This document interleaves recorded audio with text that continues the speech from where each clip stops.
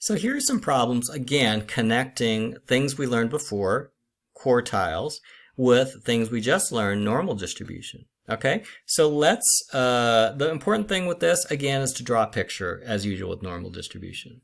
So first of all, the weight of bags W measured in grams at an airport is distributed normally with mean 22,129 grams and standard deviation of 300 grams. So I'm going to draw a picture.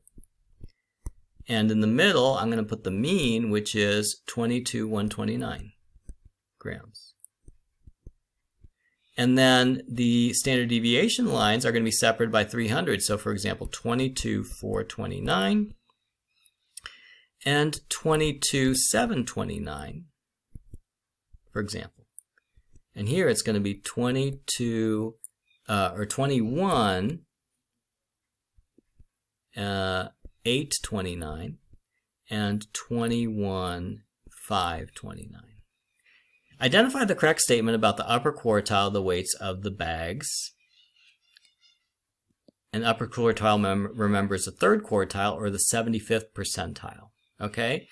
So how could we find where the third quartile is? And you might say, oh, here's the third quartile right here. No, because remember, this is not 25%. This is 34%, right? So 25% is actually going to be around here, but we don't know exactly where. The only way we can figure out where this is if we use the process on the calculator, which takes an area, for example, 25%, and it converts that into a position on the x-axis. So what procedure does that? It's called inverse normal, right? So in inverse normal, we're going to have to say, oh, actually, we're looking for this position here, which is the third quartile or the upper quartile. And basically, this upper quartile is defined by the fact that to the right, there's 25% of the area, and to the left, there is 75% of the area, right? So how does that look for a probability statement? Okay, let's say that we say, oh, what is the probability that W is greater than 0.3? Well, we know that it's 25%, right? So this is wrong because it says the probability that W is greater than third quartile is 75%. We know it's 25% because above third quartiles, there's only 25%. We can see by looking at our picture.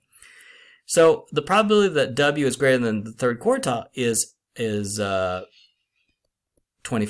That's okay, right?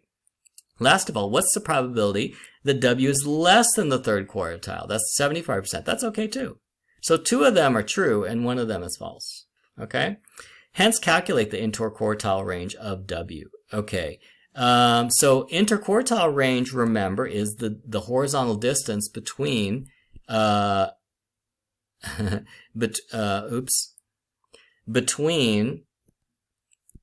between this line, which is the first quartile, and the third quartile. So the yellow distance between the two, and I made the yellow a little bit too big. I want this distance here, right? So what I need to do is I'm going to use my calculator to figure out what Q3 and Q1 are, and then I'm going to subtract the two to find IQR. Okay? So let's find out what Q3 is first, because we have very neatly written out.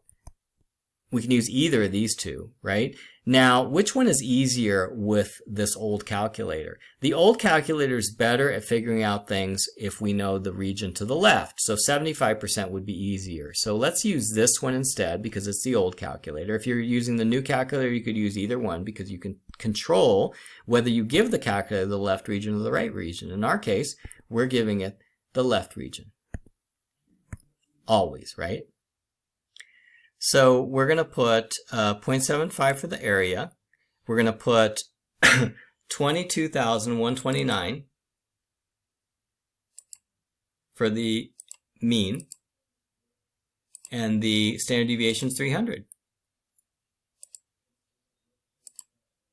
And then our Q3 is going to be 22,331.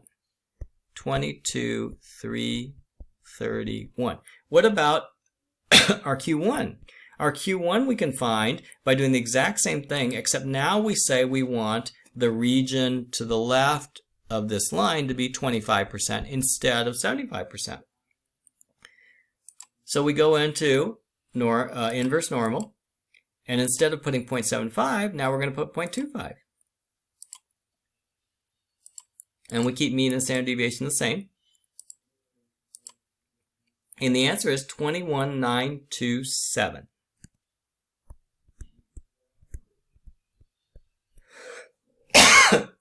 To find the IQR, we subtract the two.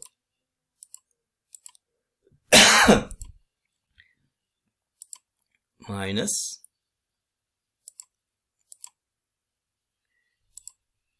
so the answer is 405. So the IQR is 405. Okay, last problem. Katarina finds a set of ages x measured in years that follow a normal distribution with mean 70 and variance 25. Ooh, now remember, variance is sigma squared. So if sigma squared is 25, what's sigma? It's going to be the square root of 25, which is equal to 5, right? So this is the same thing as saying that variance is 5 squared. If they had written it that way, then we can very easily see that sigma is 5, right? Okay, she represents the data with the box and whiskers diagram. Calculate the upper quartile of x. Okay, so I'm going to draw the picture. I'm going to put that the mean is 70 and the standard deviation is 5, so there'll be 75 here and 65 here. And we are going to calculate the upper quartile. Remember, the upper quartile is the upper 25%, the number that divides the upper 25% from the lower 75%. So what we can do is, so this is going to be 75%, and this is going to be 25%.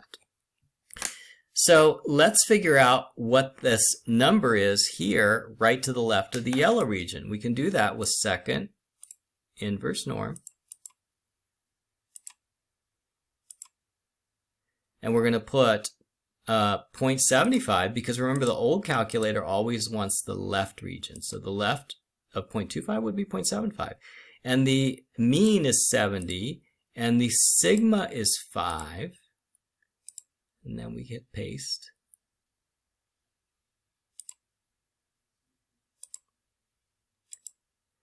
And the answer is 73.4. So this point here on the number line is 73.4, just like we thought. We thought it was going to be between 70 and 75. Okay?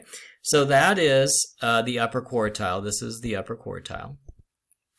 Hence, determine whether the length of the box represents more than, less than, or equal to 10 years. The length of the box. What box again? Oh, I'm sorry. She's going to represent it on a box and whisker diagram. Okay, so the box and whisker diagram is going to have a mean of 70, Q3 of 73.4, okay, and she wants to know if the length of the box represents more or less than or equal to 10 years, okay? And we know that this is a normal distribution, which is symmetrical. So is the box and whiskers also symmetrical? Yes, it has to be, right? So let's say the box and whiskers looks like this. We know that the right side of the box is between 70 and 73.4. If the box is symmetrical, then the left side of the box also has to be 3.4 to the left of 70. So that would be what, 66.6? Yeah? And then, so if I add 3.4 to that, it would get to 70. So yeah, so the left side of the box is 66.6. The right side of the box is 73.4. The length of the box, in other words, what is that called? IQR, right? That would be 3.4 times 2, which is 6.8. The length of the boxes of the box and whiskers is 6.8. They want to know if the length of the box is more or less than or equal to 10 years. It's less, right? Because it's 6.8. And that's it.